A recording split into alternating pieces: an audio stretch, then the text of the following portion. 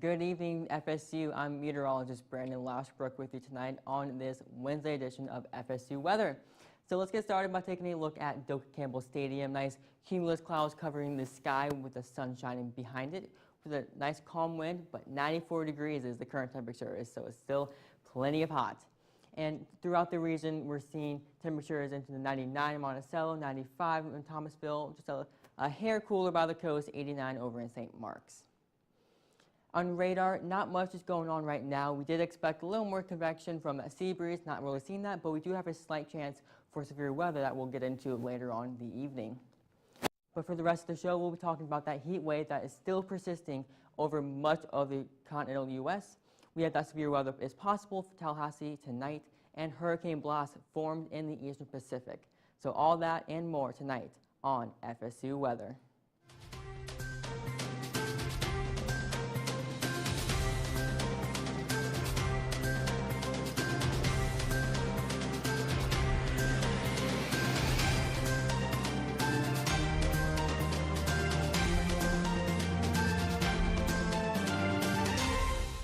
And welcome back into this beautiful shot of Doak Campbell Stadium. 94 degrees is the current temperature with nice calm winds. Today our high is and lows. 94 is what we're at right now, and that is the high for today so far. And our low was 72, so a little bit above average and creeping ever so slightly closer to that record of 105. I know for sure the heat index of 105 is definitely what it feels like almost. But 94 Tallahassee, like I said, a little bit cooler by the coast. We're seeing 85 Apalachicola, and as you go more inland, the warmer you get. Now for the dew points, dew points are looking to be in the mid-70s, maybe possible in the 80s, so it's definitely also very moist outside in the environment. That is also helping to aid these heat indices very high. Not sure how accurate that 127 is in Monticello, but it could definitely possibly feel like that. But 103 in Tallahassee, 105 in Quincy, so into the triple digits for sure for the region and for those heat indices. Now we're also seeing from the Storm Prediction Center this slight risk. So again, that's 2 out of 5 on the scale, so slight risk for the Big Bend region into South Georgia and southeast, Alabama. So we do have that risk for severe weather. Active alerts right now, nothing showing currently. So we might be expecting some severe weather to roll in throughout the evening, though. On radar, not seeing storms right now in the region, but we are expecting possible storms coming in from the the northeast from Georgia that could be rolling in into the overnight hours, which could bring some gusty winds and even some small-sized hail. But for the overnight hours, temperatures will dip down into the mid to upper 70s, so still not much of a cool down even when that sun sets. 77 Tallahassee, 75 over in Thomasville, and also 77 over in Apalachicola. For tomorrow morning, I always suggest for these summer months you go in the morning, so preferably a little bit after sunrise when the temperature is bearable, 76 over at 7 a.m. Not too much of a chance for rain for the morning, so we should be good there. Just bring some water and probably a hat as well. For the next 24 hours, though, we see these storms beginning to push its way into the overnight hours tonight. Then they will clear up and then pop up again tomorrow with some sea breeze convection coupled with that daytime heating, as we will have plenty of heat to work with tomorrow and moisture. And here's that heat tomorrow at 99 Tallahassee. So we are seeing forecasted highs touching almost triple digits. We have one of those, I'll show you in the 7-day, but temperatures will be plenty hot for tomorrow. And here's that 7-day. We see we're having a forecasted 100 degrees on Saturday and possibly over into Wednesday of next week. But we'll have storms and showers pop up again on Saturday and cool down a little bit, not cool down temperature-wise, cool down showers-wise into the early part of next week. So I'll stick with you again for the southeast. Fort Lauderdale, 88 degrees and some nice cumulus clouds. Cloudy conditions mostly where you go. New Orleans, 94 degrees and 93 over in Atlanta, Georgia. And throughout much of the region, temperatures, as they have been for the past, 5 days or so, in the mid-90s, not getting much relief from these hot temperatures. And we're also dealing with that moisture as well. Dew points into the lower to mid 70s across much of these southeastern states. And for these heat indices, again, triple digits across the board. Besides Orlando and Charleston and Miami, sit nice at 97, 95, but triple digits mostly where you go. And over in Shreveport, we're seeing 105. That seems to be the highest one right now, alongside Montgomery. And on the radar, we do have some severe thunderstorm warnings into Georgia and Alabama, and even one up in North Carolina. Now, these storms will be progressing toward the southwest as we go into the overnight hours. So that is what is entailing for our severe weather threat in the Big Bend, Leon County area. So these storms will be moving in into the overnight hours, like I just said.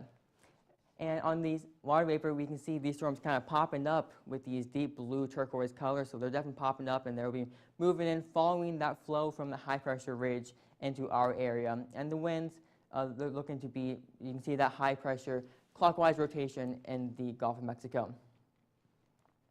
Now for tonight, we see temperatures will be dipping down into the lower 80s, mid 70s, and upper 70s as well. So not getting too cold even when the sun goes down.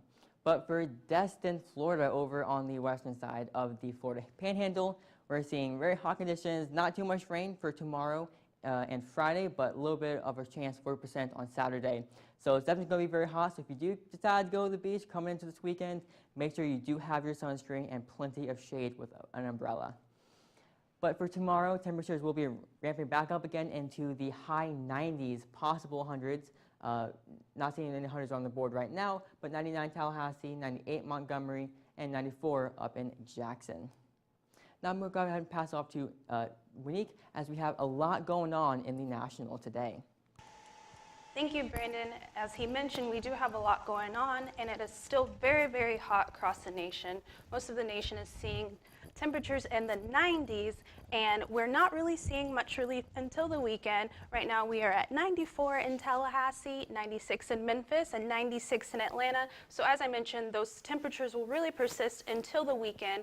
However, that heat index is still in that triple-digit range, 103. So these are our feel-like temperatures right now in Tallahassee. We're sitting at 103 as well in Atlanta, and you can see it's even pretty hot in Memphis and Dallas at 101 and 103 as well.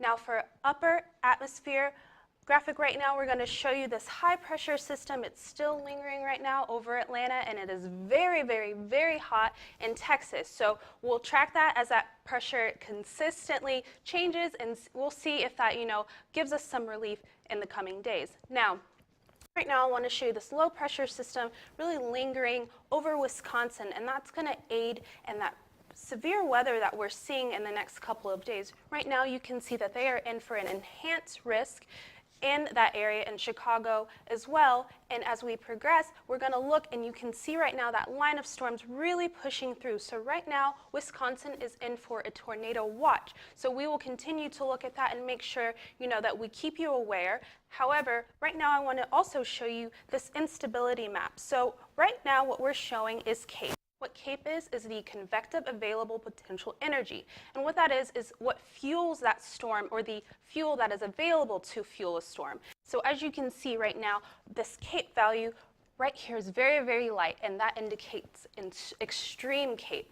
And extreme CAPE means extreme severe weather, and that's one of the main ingredients for severe weather, is instability. You can see right here we have tons of instability. So we will see that extreme CAPE continue and that severe weather persists as those storms move in. Now, another ingredient for severe weather is shear. What shear is the change in wind speed or direction. And vertical wind shear is also essential in the development of severe weather. You can see right now we have this really, really nice color-coded map. You see the green indicates surface wind shear, and that red indicates upper level wind shear. And we have tons and tons of wind shear pushing through over that Wisconsin area. So again, that area will see severe weather, and we will be tracking that and keeping you updated as the night progresses.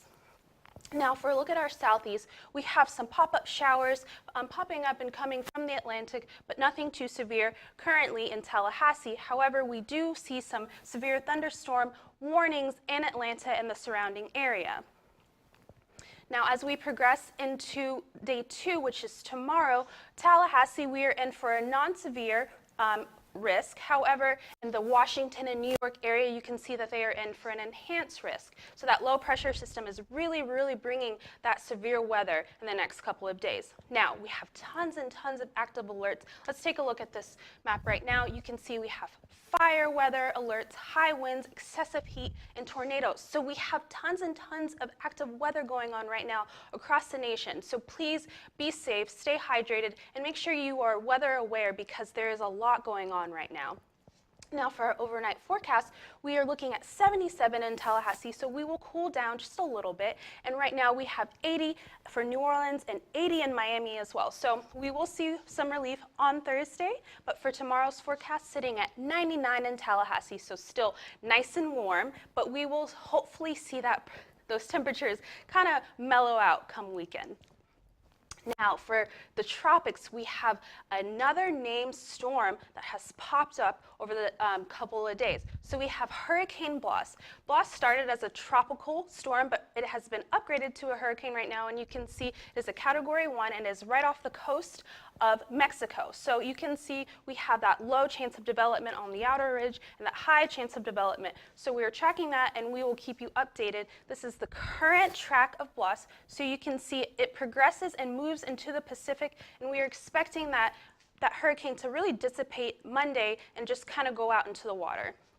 Now, speaking of hurricanes, Saharan dust is another factor that can inhibit hurricanes. So Saharan dust is that dry air coming off the coast of Africa, and hurricanes need that moist, humid air to develop. So this is really keeping those storms at bay right now off of the Atlantic, and we can see it's pushing through, and we're expecting to see that in Texas. So we will hopefully not see any severe weather in Texas because we have that Saharan dust to kind of keep everything at bay. Now, right now, we're also looking at some potential systems developing off of the Atlantic. So if we look at those, we can see that we have quite a few active alerts right now, and we have one right here that we're looking at with a 20% chance of development.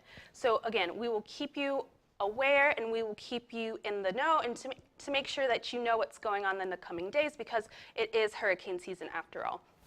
So this graphic right here shows the potential track in the areas that usually have hurricane development, and right now we can see that you usually see that right off the coast in Mexico and off the Atlantic, and we are really seeing that as a factor in the next couple of days.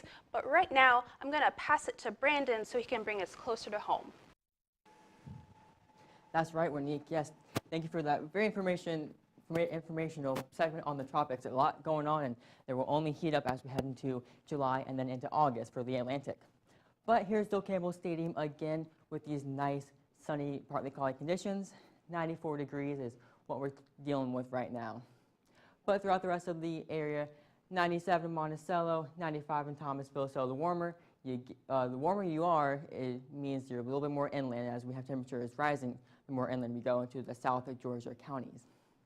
Radar right now is not showing too much in the local area, just some ground clutter, but we do see at the very top of the screen some of those lightning strikes from these storms that are making their way toward our area, toward the southwest.